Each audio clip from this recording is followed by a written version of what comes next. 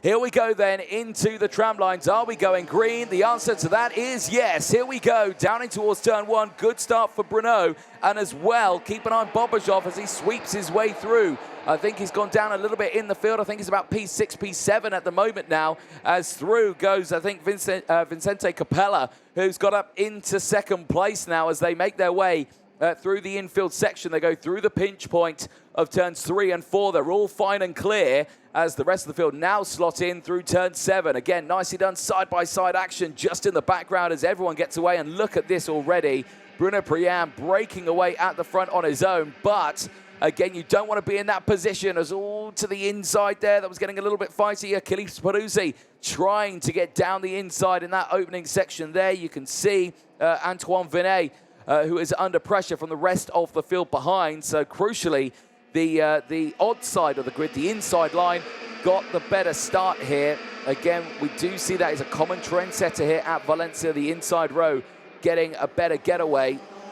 Now the outside row not able to carry the speed through turn number 1 of the opening stages. Down the inside here comes Antoine Vinet on Peruzzi, gets that job done. Actually, no, I think that was on Palacio. So Vinet just holding on to that position, staying there in P4, but he's up 5 places so far in this race. So we'll actually make that 6 places. He's there in 3rd place as Vinet certainly pushing his way through. Bobajov now fighting his way back through the field as he's there in P5 at the moment, trying to get back up to the top 2. But Bruno Priam at the moment, 0.3 of a second clear from the rest of the field. If they do start scrapping away, he might be able to break away. But in the minis, you're always better off working with another. And can Vicente Capella and Antoine Vinet do that? Well, at the moment, they're deciding, no, I don't want to do it, as Vicente goes through. So Vinet up into second place. Bobajov goes through as well. I think it's Bobajov who got the double overtake there into that final corner. He does, and he goes up to second place. So Maxim Bobajov now leading that second train. You can see the gap about half a second right now. They need to work together here. If they do keep overtaking, it's very entertaining for us, but for them, they will just drop off the back of Bruno Priam, who is breaking away. Bobashov sets the fastest lap of the race as, again, they go wheel to wheel here. Palacio getting squeezed onto the outside there. Now through goes Capella Peruzzi. Henok trying to get involved as well. He gets squeezed out there again as it's getting a little bit chopping and changing here for Palacio. He needs to be careful here. He's dropped to the back of this train. And again, in the Mini 60, you lose 1, you lose 3 or 4 places. So again, just needs to get his momentum back up now as he tries to get back into the rhythm of things here. Well, we go on to, we're on lap 3 at the moment. We're going to go on to lap 4 right now. And again, defensive line from Capella. Just saying, no, you're not going to try and get past, but Peruzzi is going to try and do it. He's going to have the toe here from Oscar Henok. Not going to be enough, though, of a push. And they stay behind. They're not able to get past there.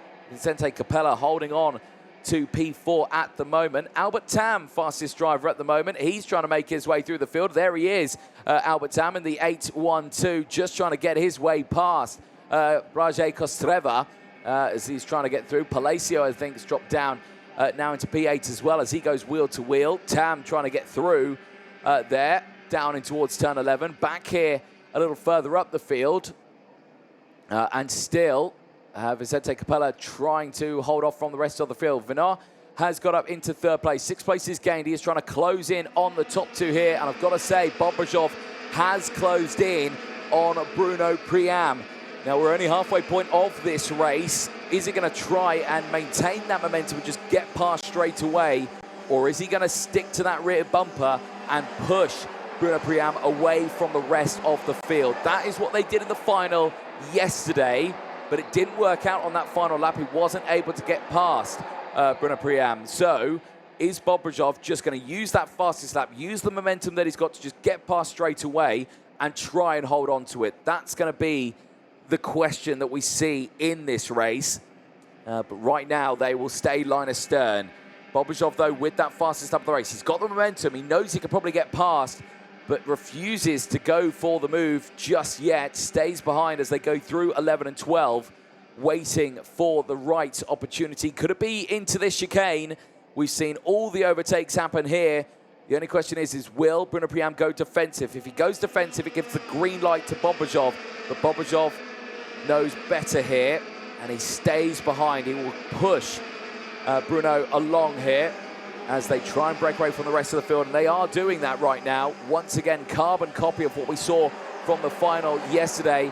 Antoine Vinot has dropped back to the group behind. Capella, Peruzzi, Henok, then it's Palacio, Tam, Belagoni, Ava Lawrence up 3 places into the top 10 now as Albert Tam sets the fastest lap of the race. Biggest mover, Juan Garcia again, 7 positions gained. He's into P16 now, looking very, very strong in this one.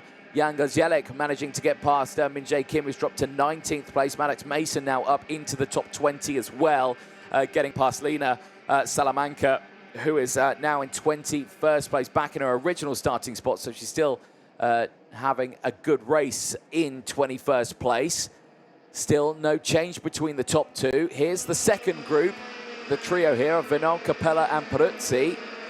Any change between those 3 there? No change between them. The 3 drivers trying to see if they can close in on the top 2. The gap, though, still about 9/10 of a second. Now onto this final lap.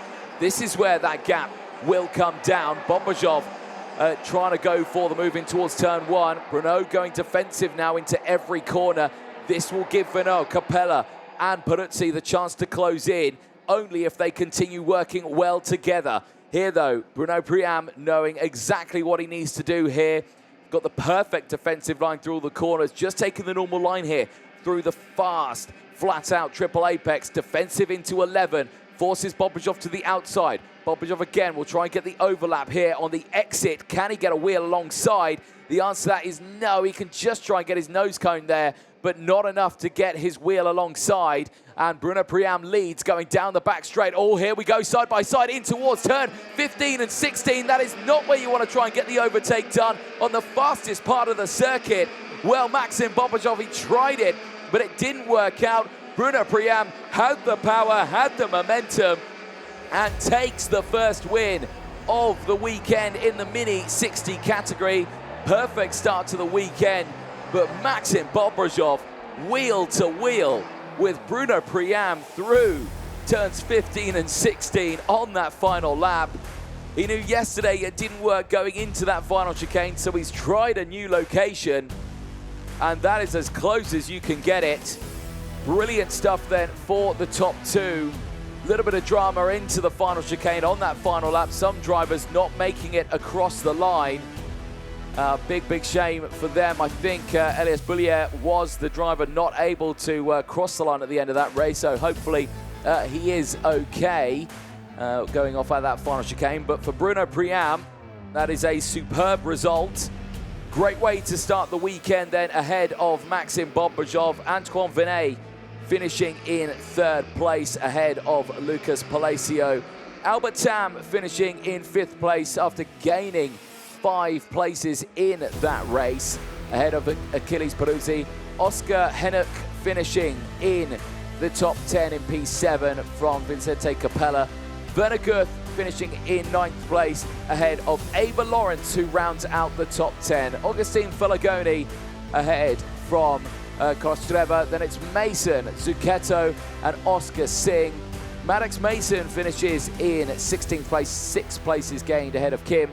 Sophie Guth in 18th place. Lena Salamanca finishing in 19th place ahead of Juan Garfiate. Derek Rivera finishing in 21st from Koda Singh. Jan Gajelik ahead of Sebastian Kiss. Theodore Constantinou finishing in 25th place from Michael Vino, Oscar Schillo, and unfortunately, the retirement on that last lap incident, Elias Boulier finishing in 28th place. But for Bruno Priam, pole in qualifying, and now his first qualifying heat win of today. Well, let's have a look at the highlights from that one. Bruno Priam getting the greatest start he needed for this one, breaking away from the rest of the field. Maxim Bobajov, who started alongside him, unfortunately got swallowed by the pack just a little bit there, dropping down to about P6. He had the likes of Antoine Vinay all in that area, as well as Achilles Peruzzi battling away. The early stages, though, Zete Capella fighting for second place, having to defend from the likes of the drivers behind. Of course, he had some brilliant racing there from Achilles Peruzzi, trying to hold on to his position. Down the inside, though, Antoine Venet would fight back in towards turn one, and there you can see not just losing one place there for Peruzzi, but 3 places as Tam would make his way back through with Bobrajov as well. This was the double overtake for Maxim Bobrajov, just down the inside, had the pace to get it done on this lap 2, getting up into P2.